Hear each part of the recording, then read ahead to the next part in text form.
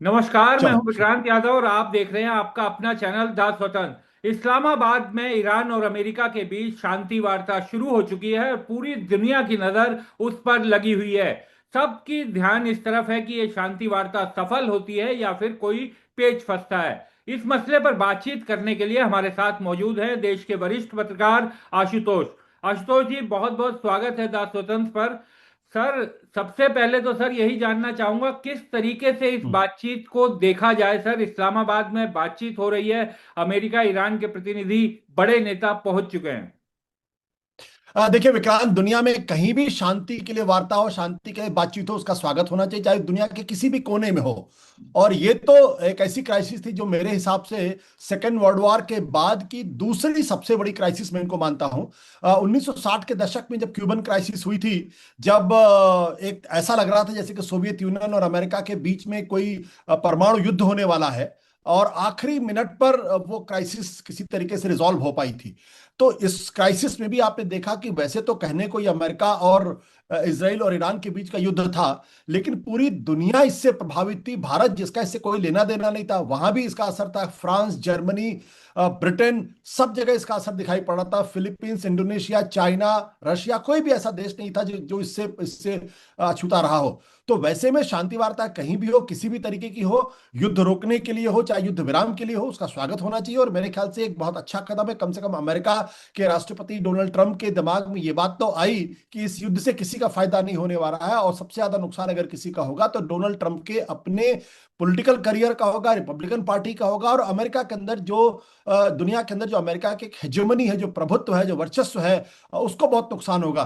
तो मुझे लगता है कि एक अच्छी शुरुआत है। अब ये देखना होगा कि ये कैसे आगे बढ़ती है और किस मुकाम तक पहुंचती है, जिसे कहते हैं ना लॉजिकल कंक्लूजन तक पहुंचना, इसकी तार्किक परिणति क्या होती है, ये देखने वाली बात है। आशुतोष सर, आप देश के वरिष्ठ संपादक रहे हैं, लेकिन जिस तरह की ये वार्ता जो शुरुआत हुई उससे ठीक पहले भारतीय मीडिया में एक अजीब सी खलबली और खींच दिखाई दी। और अगर ये शांति वार्ता विफल होती है तो भारत भी तो तबाही का शिकार बनेगा सर, और सफल होगी तो जैसा आपने बताया कि भारत को भी उसका फायदा मिलेगा। तो ये भारतीय टेलीविजन पर एक खींच जो दिखाई दे रही है पाकिस्तान को लेकर, जगह को लेकर, इसके पीछे क्या कारण समझ में आते हैं? इसके लिए मैं सिर्फ नासमझी कह सकता हूं, आत्ममुग्धता कह सकता हूं, और एक तरीके की हीन ग्रंथि है उसको मैं कह सकता हूं। इसके अलावा मेरे पास दूसरे कोई शब्द नहीं है। देखिए, ये प्रॉब्लम क्यों खड़ी हुई?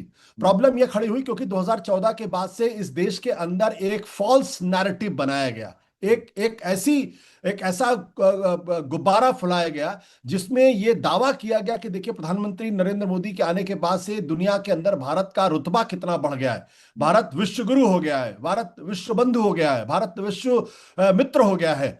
और इस ये स्टेट स्पॉन्सर्ड पूरा का पूरा था। प्रधानमंत्री नरेंद्र मोदी की छवि को बेहतर करने के लिए किया गया था।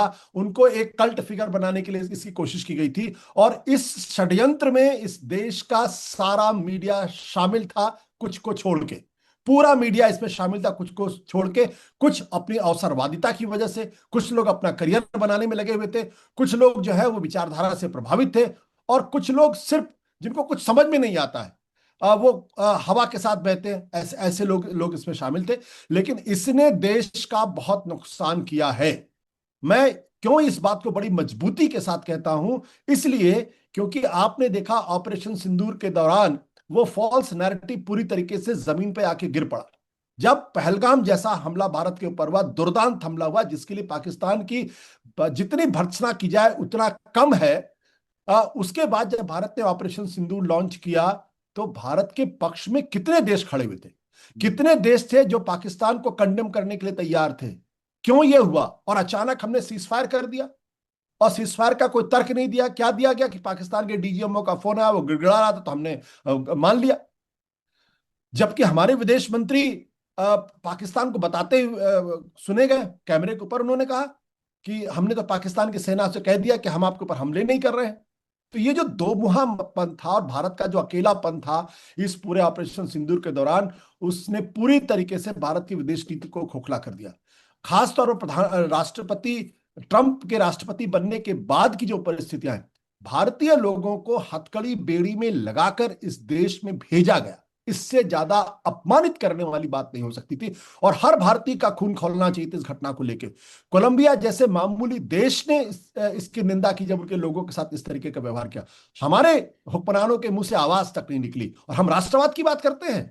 हम लोगों को वाकई में एक राष्ट्र के नाम पे हमें हमारा सिर शर्म से झुक गया कि हमारे भारतीयों के साथ इतना बुरा व्यवहार किया जा रहा है और हमारी सरकार कुछ बोल नहीं रही है।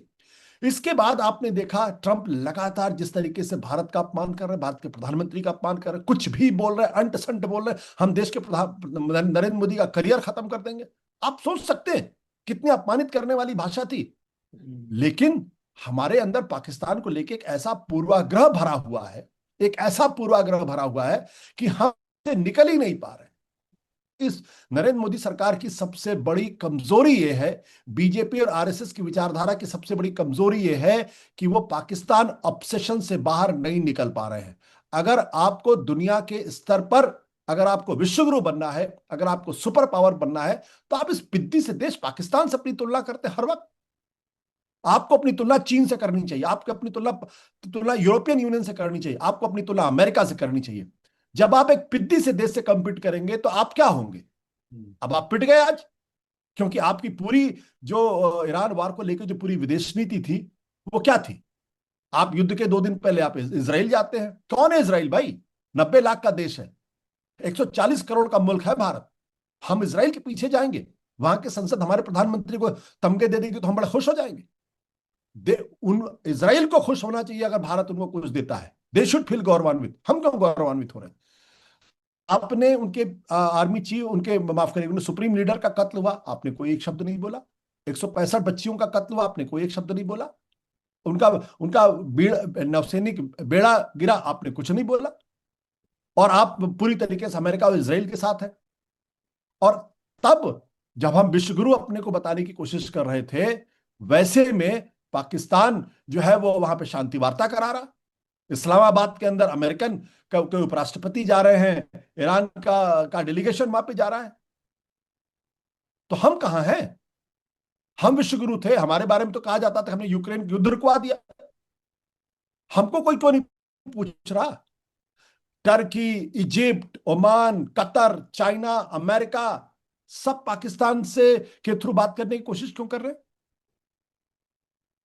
तो हम जब इन सब चीजों, अब हमारी पोल पूरी तरीके से दुनिया में खुल चुकी है, पूरी तरीके से खुल चुकी है कि नरेंद्र मोदी की जो विदेश नीति थी और जिस तरीके से पर्सनलाइज विदेश नीति करते थे, शानदार तरीके से फोटो खिंचवाते थे, लोगों के गले मिलते थे, सबको पता चल गया कि इस विदेश नीति से भारत को नुकसान हुआ, फायदा बिल्कुल नहीं हुआ है।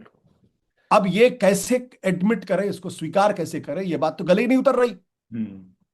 मतलब जिस जिस पड़ोसी को आप कह रहे थे गुड फॉर नथिंग, आज वो वहां पे शांति वार्ता करा रहा।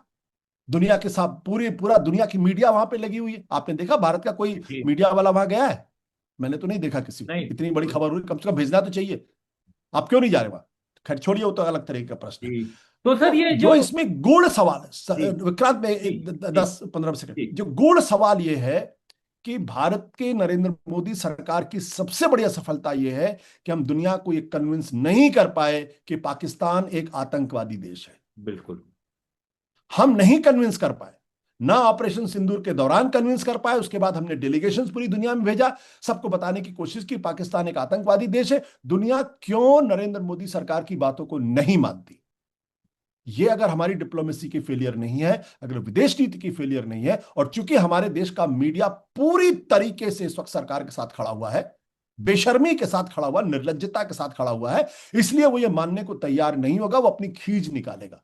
और जो आदमी सरकार की आलोचना करेगा, उसको अपमानित करने का काम करेंगे, उनको इंसल्ट करने का काम करेंगे, उनको इंटिमिडेट करने का काम करेंगे, उनको थ्रेटन करने का काम करेंगे। इसलिए आज आप मीडिया की हालत जो देख रहे हैं, और सरकार के मुंह से भी अब कोई आवाज नहीं निकल रही इस बात को लेकर। हम किस मुंह से कहेंगे कि पाकिस्तान पिद्दी सा देश है, पाकिस्तान आतंकवादी देश है, जब दुनिया हमारी बात नहीं मानती? सर वैसे तो किसी चैनल का नाम नहीं लेना चाहिए, लेकिन हम देख रहे हैं कि जिस तरीके से ये पूरी कवरेज चल रही है, तो ये ज्यादा बड़ी खींच इस्लामाबाद में बातचीत होने की है या इस बात की खींच है कि हम इस युद्ध इसमें हमारी कोई भूमिका नहीं है, भारत की कोई भूमिका नहीं है? तो ज्यादा बड़ी खींच पाकिस्तान को लेकर है या हमारी भूमिका ना होने को लेकर है?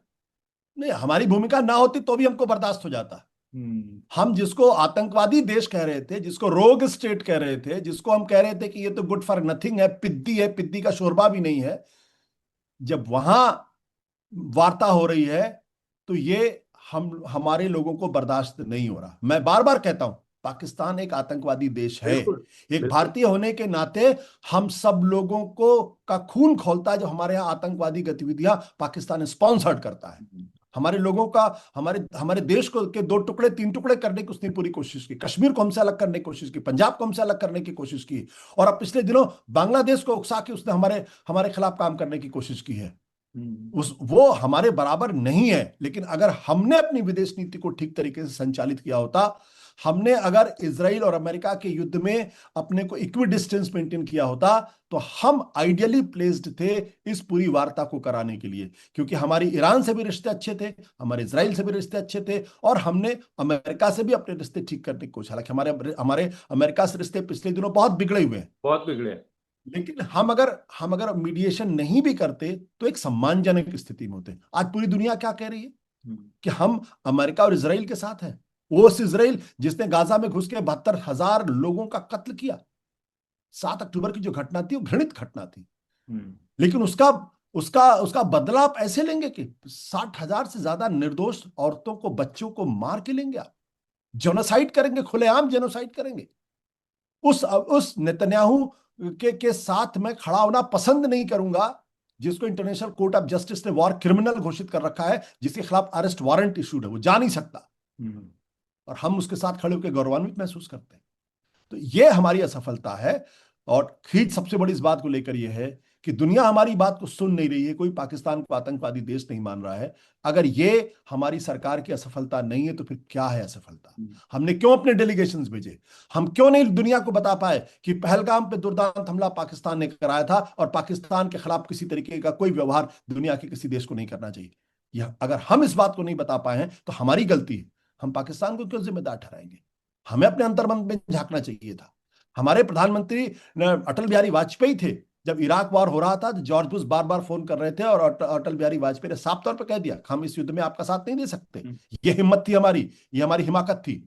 और जब मनमोहन सिंह देश के प्रधानमंत्री बने तो उन्होंने जॉर्ज बुश के सामने अमेरिका के अंदर कहा, I don't support, India doesn't support you on Iraq. हम क्यों नहीं कह रहे थे? हमारे प्रधानमंत्री का तो करियर खत्म करने के बारे में ट्रंप बात कर रहा था। आज उस ट्रंप के खिलाफ स्पेन छोटा सा देश है, हाँ। उसके उसके प्राइम मिनिस्टर बोल रहे हैं नहीं बोल रहे हैं? फ्रांस बोल रहा है कि नहीं बोल रहा? ब्रिटेन बोल रहा है, जर्मनी बोल रहा है, हम क्यों नहीं बोल रहे? 140 करोड़ का मुल्क है अमेरिका, भारत को इग्नोर कर सकता है? भारत के मार्केट को इग्नोर कर सकता है? हम ठीक है, अमेरिका की तुलना में हमारी आर्थिक स्थिति इतनी अच्छी नहीं है, लेकिन अगर उसके पास टेक्नोलॉजी है, उसके पास फाइनेंस है, कैपिटल है, तो हमारे पास 140 करोड़ का मार्केट है। हम्म। हमें 140 करोड़ के मार्केट की जिस दिन हमने स्ट्रांगली मार्केटिंग कर दी, हम क्या कर रहे हैं? हम अपने प्रधानमंत्री की मार्केटिंग कर रहे हैं, अपने देश की मार्केटिंग नहीं कर रहे हैं। और मैं बड़े गर्व के साथ इस बात को कहता हूं, मैं पिछले साल अमेरिका में था, जी। और मैंने वहां पे मार्टिन लूथर किंग हम्म। के सेंटर पे गया। वहां हमने देखा गांधी को लेके क्या सम्मान है, और मार्टिन लूथर किंग जैसा आदमी जिसको नोबेल प्राइज मिला, वो अपने आप को गांधी का चेला कहता है। तो हमने अपनी छवि क्या बना दी कि हम ऐसा देश बन गए हैं जो गांधी के विरोध में खड़ा हुआ है। हम्म। नेल्सन मंडेला गांधी गांधी को अपना अपना गुरु मानते हैं, डेजमंड टूटू गांधी को अपना गुरु मानते हैं, मार्टिन लूथर किंग अपना गुरु मानते हैं, और हमारे इसी देश के अंदर हम्म। नाथूराम गोडसे की पूजा करने वाले लोग आगे बढ़ रहे हैं। तो जब आप अपने देश का की मार्केटिंग ना करके अपने खुद की मार्केटिंग करेंगे तो यही होगा। सर, 165 बच्चियों का कत्ल हुआ था ईरान में, और आज जब इस्लामाबाद पहुंचे ईरान के प्रतिनिधि मंडल, तो बकायदा उन बच्चियों की फोटो रखी हुई थी विमान में। लेबनान में हमला हुआ, इजराइल ने हमला किया, तो उम्मीद ये की जा रही थी, क्योंकि उस समय भारत ने कोई उन बच्चियों के हमले पर बयान नहीं आया था। लेबनान पर अब हमला हुआ जिसमें सिविलियन डेथ बहुत बड़ी संख्या में हुई है, और दुनिया भर में उसकी भी काफी भर्त्सना हो रही है। भारत सरकार ने सर अभी भी इस हमले की निंदा तो की है, रिग्रेट तो किया है डेथ पर, हम्म। लेकिन इजराइल का नाम नहीं लिया इस बार भी। हम्म। ये दुखद है, ये दुखद है, और ये दरअसल दरअसल ये दर्शाता है कि जो लोग इस वक्त हुकूमत में हैं उनकी अंतर्राष्ट्रीय राजनीति को लेकर और विदेश नीति को लेकर समझ क्या है। देखिए, भारत जब आजाद हुआ था तो भारत बहुत गरीब देश था। हम्म। यहाँ बहुत बड़े पैमाने पर निरक्षरता थी, बहुत गरीब था, हम बहुत पिछड़े हुए देश थे। बिल्कुल। अंग्रेजों ने हमको पूरी तरीके से लूट लिया था। हमने वहां से शुरुआत की, तो और हमारा देश उस वक्त सिविल वॉर से गुजर रहा था। हम्म। बड़े पैमाने पर दंगे हुए थे, लाखों लोग मारे गए थे। हम्म। लेकिन हमारे अंदर वो ताकत थी कि हम एक मॉरल स्टैंड ले सके।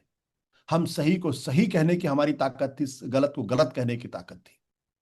हमने वो ताकत जब खो दी तो फिर दुनिया हमारे साथ क्यों खड़ी होगी? हाँ। नेता वो होता है जो गलत को गलत और सही को सही कहने की हिम्मत रखता है। नेता वो होता है जो हवा के खिलाफ जाने की हिम्मत रखता है। गांधी जी में वो हिम्मत थी, जवाहरलाल नेहरू में वो हिम्मत थी, इंदिरा गांधी में वो हिम्मत थी कि जब 1971 में जब निक्सन और किसिंजर ने इंदिरा गांधी को अपमान करने की कोशिश की, धमकाने की कोशिश की, इंदिरा गांधी झुकी नहीं। हम्म। 1971 में अमेरिकी इच्छा के खिलाफ जाके उन्होंने बांग्लादेश को आजाद करा दिया। आज क्यों नहीं हमारे अंदर वो हिम्मत है? किस बात के लिए हम डरे हुए हैं? हम इसराइल इसराइल के साथ जाने से भारत का कभी कोई भला नहीं होगा। हम्म। ये हमको ये बात समझ लेनी चाहिए। इसराइल के बारे में इस वक्त अगर आप दुनिया में, खुद अमेरिका के अंदर जहां फिलिस्तीन को लेके एक अजीब तरीके की वितरसना थी, आज वहां अमेरिकी समाज के अंदर फिलिस्तीन को लेके समर्थन लगातार बढ़ रहा है और इसराइल को लेके समर्थन लगातार नीचे जा रहा है, क्योंकि वो जेनोसाइड कर रहा है। हम सब लोग इस बात से वाकिफ है कि हिटलर ने यहूदियों के साथ किस तरीके का व्यवहार किया। दुनिया में कभी भी किसी भी कौम के साथ, किसी भी इंसान के साथ उस तरीके का व्यवहार नहीं होना चाहिए। लेकिन हम ये उम्मीद कर रहे थे कि जो लोग उस पीड़ा से गुजरे हुए हैं, कम से कम वो समाज एक मानवीय रुख अख्तियार करके उस तरीके से बर्ताव करेगा।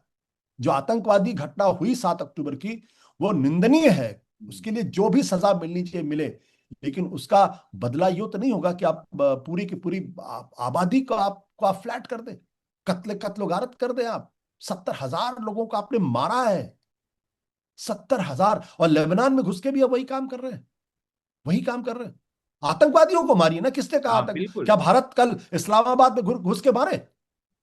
आप सोचिए, भाई हम्म। पाकिस्तान हिंदुस्तान के अंदर आतंकवादी गतिविधियों का अंजाम देता है, तो हाँ, क्या भारत इस्लामाबाद के अंदर घुस के वहां के निर्दोष औरतों और बच्चों को मारे? क्या ये सही है? कभी नहीं। बिल्कुल नहीं सही। तो हम जब गलत रास्ते पे चलेंगे, और मैं बार बार कहता हूं, हमारी सरकार की सबसे बड़ी दिक्कत क्या है कि उनके पास एक पॉलिटिकल फॉरेन मिनिस्टर नहीं है जिसके अंदर अपने प्रधानमंत्री के सामने सच को सच और गलत को गलत कहने की हिम्मत हो।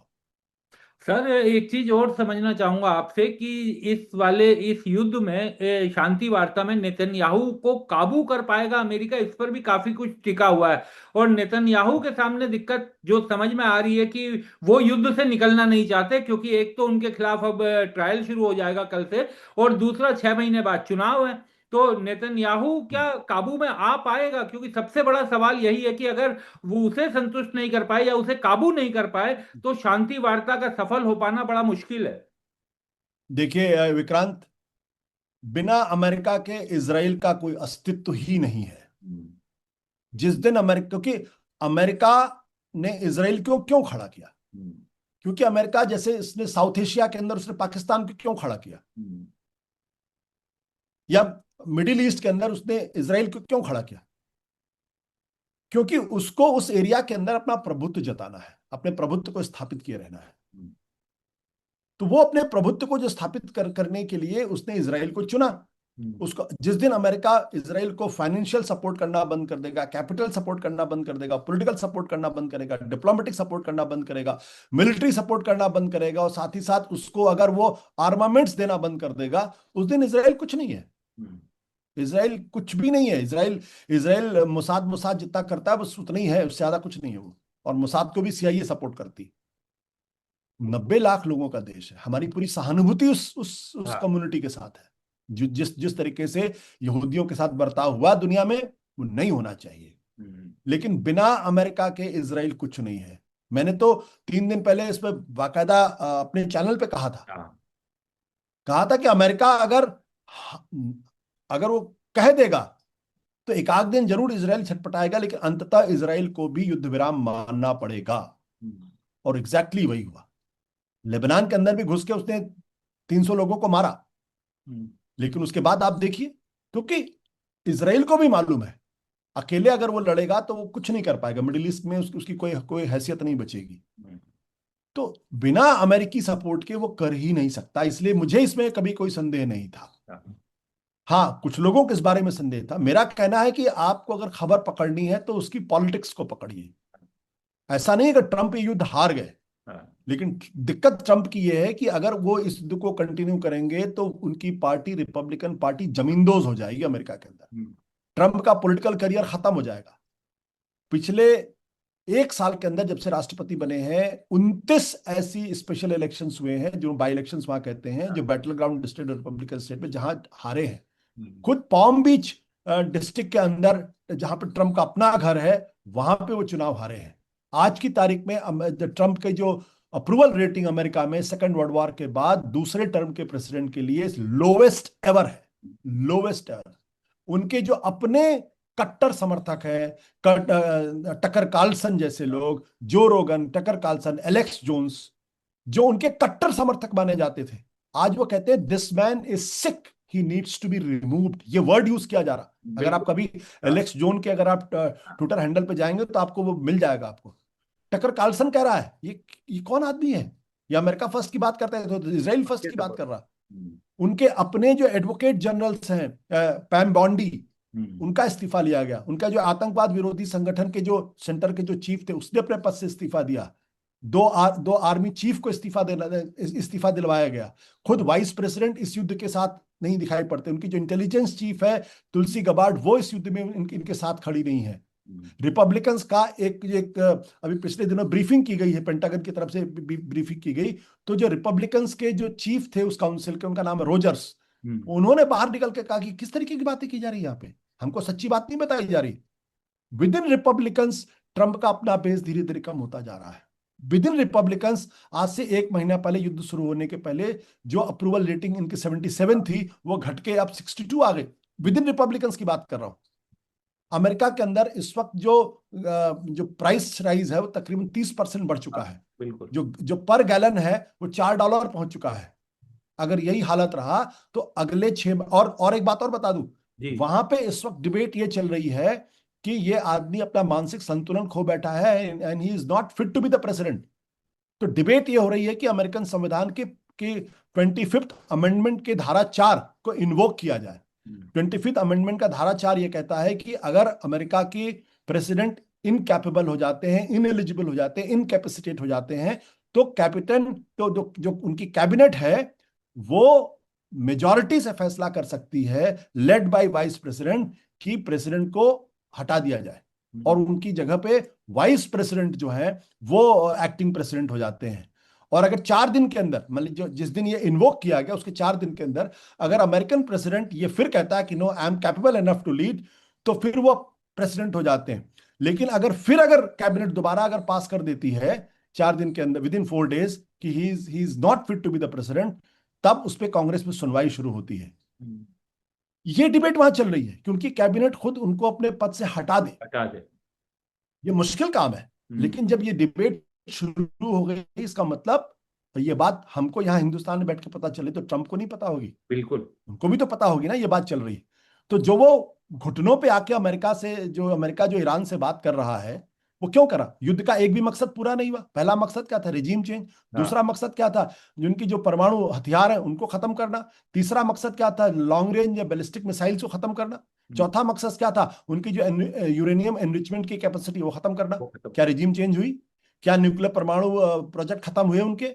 क्या उनकी बैलिस्टिक मिसाइल्स खत्म हुई? क्या उनके यूरेनियम एनरिचमेंट की कैपेसिटी खत्म हुई? तो युद्ध का कौन सा मकसद पूरा हुआ?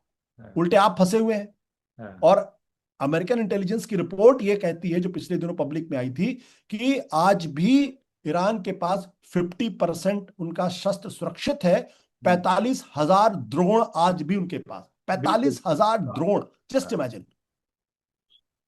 तो वो हमको लगता है कि ईरान तो पिद्दी सा देश है, हाँ कमजोर देश है, गरीब देश है, लेकिन वो 40 साल से इस युद्ध की इंतजार में था। वो जानता था कि हमारे ऊपर हमले होंगे। उसने उस हिसाब से रणनीति बनाई। उसने अपना सारा जो आर्मामेंट है वो अंडरग्राउंड कर दिया, सारी न्यूक्लियर फैसिलिटी अंडरग्राउंड कर दी। जो जिन इलाकों को हम कहते हैं कि नातांज का इलाका है या हाँ। इस्फहान का इलाका है जहां पे इनके न्यूक्लियर हट है, वो वहां पे आज की तारीख में है किसी को नहीं मालूम। हम्म। आप क्या करते हो? आप मीडिया में ब्लिट्स कर देते हो, प्रोपेगेंडा कर देते हो, ईरान का न्यूक्लियर प्लांट उड़ा दिया गया। कहाँ हम्म। उड़ा दिया गया? साइंटिस्ट भाई, जब आप न्यूक्लियर प्लांट उड़ाओगे तो रेडिएशन होगा। हाँ। रेडिएशन का कोई सबूत नहीं कोई मिला। सबूत नहीं। नहीं भाई, हमने भी दावा किया कि पाकिस्तान का न्यूक्लियर प्लांट हमने उड़ा दिया। हम्म। कोई रेडिएशन का सबूत मिला? तो अगर आप न्यूक्लियर प्लांट उड़ाओगे तो रेडिएशन का सबूत मिलेगा, वो सबूत है ही नहीं कहीं पे। हम्म। तो युद्ध आपने क्यों किया? और उल्टे आप दुनिया में अकेले हो गए। आज की तारीख में फ्रांस आपके साथ नहीं है, स्पेन आपके साथ नहीं, पूरा नेटो आपके साथ नहीं है। वो अपनी अलग रणनीति बनाने लगे। मिडिल ईस्ट के देश ये कहने लगे कि जो देश हमको सुरक्षा देने के बहाने अपने मिलिट्री बेस यहाँ बनाया था, वो हमारी सुरक्षा तो कर नहीं पा रहा, तो हमारे इस मिलिट्री बेस का होगा क्या? बल्कि इस मिलिट्री बेस की वजह से हमारे ऊपर आफत आ गई है। हमारी इकोनॉमी चौपट हो जाएगी। लोग यहाँ पे पैसे इन्वेस्टमेंट नहीं करेंगे। तो अमेरिका को फायदा क्या होगा? हम्म। इसीलिए वो गिड़गिड़ाया उसने। जो जो रिपोर्ट आई थी हाँ। फाइनेंशियल टाइम्स में, वो रिपोर्ट यही थी कि ट्रंप ने पाकिस्तान से गिड़गिड़ा के कहा कि भैया किसी तरीके से मनवाओ। हाँ। और जब ईरान जब भी नहीं माना, तब ईरान के विदेश मंत्री और उप प्रधानमंत्री इजाक डार को हाँ। चाइना जाना पड़ा, और फिर चाइना ने जाके ईरान को समझाया कि अब आप कर लो इसमें। हम्म। अब अमेरिका अपने औकात में आ गया है। हम्म। तो जो कहने का अर्थ इस बात को लेकर यह है कि पॉलिटिक्स समझिए। हाँ। इसराइल की पॉलिटिक्स बिना अमेरिका की नहीं चल सकती, और अमेरिका के राष्ट्रपति की पॉलिटिक्स बिना वहां के लोगों की नहीं चल सकती। हम्म।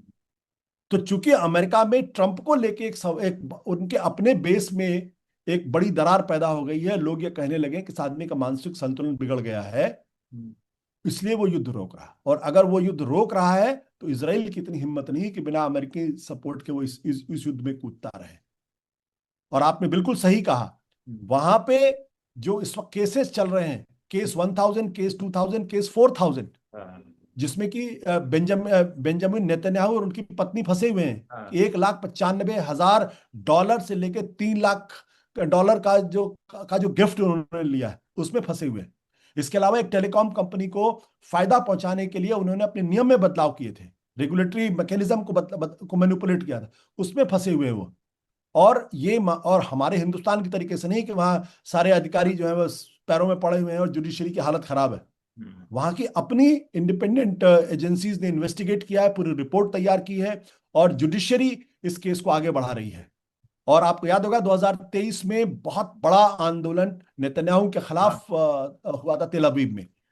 क्यों हुआ था? क्योंकि नेतन्याहू वहां की जुडिशरी को बदलना चाहते थे, जुडिशरी को कॉन्स्टिट्यूशनल अमेंडमेंट करके अपने पक्ष में करना चाहते थे। लोगों ने उसके खिलाफ विद्रोह कर दिया। तो लोग ये कह रहे हैं कि अब नेतन्याहू जैसे ही युद्ध खत्म करेगा, ये केस एक्सपेडाइट होगा, और एक्सपेडाइट होने के बाद उसका जेल जाना तय है। कम से कम 10 साल की सजा उसकी होनी तय है। और खुद इसराइल के अंदर भी जो इस वक्त सर्वे चल रहे हैं, उन सर्वे का यह कहना है कि अमेरिका अ, जो युद्ध है हाँ। उसके पक्ष में तो लोग हैं। 80% से ज्यादा लोग युद्ध को सपोर्ट कर रहे हैं। बिल्कुल। लेकिन जब ये पूछा जा रहा है कि आप चुनाव में किसको वोट करेंगे, तो नेतन्याहू की जो लिक्विड पार्टी है, उसको जो पहले 33% वोट मिलने 33 सीटें मिलने वाली थी, आज वो घट के 27 सीट हो गई है। अब 140 की असेंबली में अगर आपको 27 सीट मिली, तो आप समझ लीजिए आपकी पॉलिटिक्स क्या है। तो वहां भी उसके हारने की आशंका है। इसलिए वो युद्ध में, नेतन्याहू चाहेगा कि युद्ध में लगातार बना रहे, लेकिन ट्रंप को मालूम है कि अगर युद्ध में बने रहे तो फिर उनकी अपनी राजनीति खत्म हो जाएगी। और यह भी संभव है कि अगर बाई इलेक्शन में अगर कांग्रेस और सेनेट में, हाउस ऑफ रिप्रेजेंटेटिव और सेनेट में, अगर रिपब्लिकन्स की जो मेजॉरिटी है वो कम हो गई, हम्म। तो फिर ट्रंप के इम्पीच होने का भी खतरा पैदा हो जाता है। इसलिए ये जो पूरी पॉलिटिक्स चल रही है, इसलिए वो हाँ। शांति वार्ता हो रही। दिक्कत हमारे साथ क्या है कि हम इन सब चीजों के इस नुआंस को समझ ही नहीं रहे थे। समझिए। उम्मीद की जानी चाहिए सर कि रास्ता निकले। एक छोटा सा अंतिम सवाल और पूछूंगा सर कि भारत, क्योंकि विदेश नीतियां, मजबूत विदेश नीति और मजबूत संबंधों से लंबे समय में संबंध बनते हैं, लेकिन अब जिस तरह की स्थिति में हम फंस गए हैं सर, पाकिस्तान का कूटनीतिक प्रभाव थोड़ा तो बढ़ेगा ही इस वार्ता के बाद। और चाइना से हमारे कैसे संबंध हैं, बांग्लादेश से कैसे संबंध है, अमेरिका भी अब पाकिस्तान को ज्यादा भाव दे रहा है। तो अब भारत के लिए बड़ी चुनौतियां और बड़ी चिंताएं भी हैं कि अब बड़ी तेजी से संबंधों और विदेश नीतियों में बदलाव तो करना पड़ेगा। जब भी इस देश की विदेश नीति अपनी राष्ट्र हित से अलग हट के एक नेता की ईगो और उस पार्टी की विचारधारा से डिक्टेट होगी, तब तक भारत की विदेश नीति कभी अच्छा काम नहीं करेगी। भारत की विदेश नीति को भारतीय जनता पार्टी की विदेश नीति से, भारतीय जनता पार्टी की विचारधारा से अलग करना पड़ेगा। आप बांग्लादेश मुसलमान देश है या पाकिस्तान मुसलमान देश है, ईरान मुसलमान देश है, आप इस आधार पर आप विदेश नीति नहीं चलाते। आपकी जो जो विदेश नीति होती है, जो देश का संबंध होता है, वो दूसरे देश के से संबंध होता है। वहां कौन सी विचारधारा है, वहां कौन सी पार्टी शासन कर रही है, इससे फर्क नहीं पड़ता। अगर बांग्लादेश आपसे नाराज है, आप देखिए किस आधार पर हमने बांग्लादेश से रिश्ते बिगाड़ लिए, बिल्कुल। कि वहां माइनॉरिटी का, हिंदुओं का कत्ल हुआ, तो फिर मुसलमानों के साथ भी तो हिंदुस्तान में लिंचिंग हो रही है। जब मुस्लिम देश इस पर रिएक्ट करते हैं तो हम क्यों तिल मिलाते हैं कि हमारे मामले में हस्तक्षेप मत करो। भारत को बांग्लादेश के अंदर हिंदुओं का अगर कत्ल हो रहा है तो उस पर खड़ा होना चाहिए, लेकिन उसको डील करने का तरीका अलग होता है। आपका तरीका क्या है? वो कलकत्ता नाइट राइडर से उस खिलाड़ी को बाहर करो। अगर आप बाहर नहीं करोगे तो शाहरुख खान जो है वो देशभक्त नहीं है। आशुतोष अगर क्रिटिसाइज करेंगे तो आशुतोष गद्दार है, आशुतोष पाकिस्तान परस्त। ये कोई विदेश नीति है आपकी? अभी मैच खेलते दिखाई चलिए, देंगे सर। हाँ, और हाँ, हाथ वही मिलाते वही भी तो कह रहा हूं मैं। दिखाई देंगे। हाँ, वही तो कह रहा हूं भाई, जब वहां पे नई सरकार बनी तो यही विदेश मंत्री गए थे वहां पे हाथ मिलाने के बिल्कुल। लिए, और जमात इस्लामी से भी मिल के आए हैं। ये मत भूलिएगा, जमात इस्लामी से भी मिल के आए हैं। उससे उनसे आउटरीच करने की कोशिश की जा रही है। चलिए वो तो छोड़ दिए। नेपाल से आपके रिश्ते कौन से अच्छे हैं? वो तो हिंदू राष्ट्र है। तो नेपाल से आपके रिश्ते अच्छे नहीं है, श्रीलंका से आपके रिश्ते अच्छे हैं, आपके है रिश्ते किससे अच्छे? ऑपरेशन सिंदूर के दौरान आपके साथ चाइना नहीं था, आपके साथ अमेरिका नहीं था, आपके साथ रूस भी नहीं था, कोई आपके साथ नहीं खड़ा है। क्यों? क्योंकि हमारा इकबाल कम हुआ है।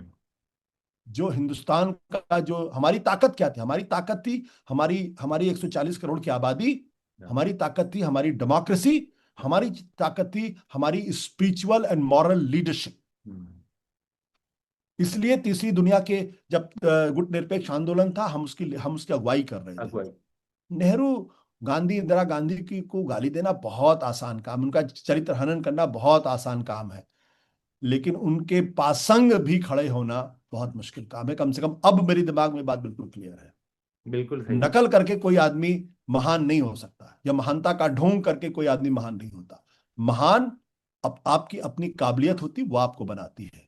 आपको हवा के रुख के खिलाफ खड़े होने की नैतिक ताकत है या ताकत नहीं है, ये है। अगर आपके मंत्री एप्स्टीन से जाके अगर गले मिलेंगे तो फिर आपकी नैतिक ताकत दुनिया में नहीं होगी। बिल्कुल। बहुत बहुत शुक्रिया सर, आपने बातचीत की, तमाम चीजें समझाई, और उम्मीद यही की जानी चाहिए कि ये शांति वार्ता सफल हो और भारत अपने मसलों पर पूर्व की भांति दोबारा से मजबूती से खड़ा होते हुए दिखाई दे। बहुत बहुत शुक्रिया सर जी। विक्रांत, आपने कहा पाकिस्तान सफल हो शांति वार्ता, इसी पे लोग आपको ट्रोल करने लगे कि आप पाकिस्तान परस्त हो गए हैं। ये बैंकरप्सी इस देश की हो गई है। अरे भाई, पाकिस्तान को कौन हिंदुस्तानी सपोर्ट करेगा? कौन सर, सपोर्ट वार्ता करेगा? सफल नहीं हुई तो हमारा मुल्क है। मुझे तो चिंता महंगी गैस और महंगे तेल और बेरोजगारी की हो रही है ना। हाँ, शांति लेकिन वार्ता सीधा लेकिन उससे ये जो लिंक। ये जो अल्पज्ञानी लोग हैं, ये इसी पे आपको ट्रोल कर देंगे, और मुझे तो ट्रोल करते ही रहते हैं, आप हाँ। भी ट्रोल हो जाएंगे इसमें। बहुत बहुत शुक्रिया सर। धन्यवाद, धन्यवाद।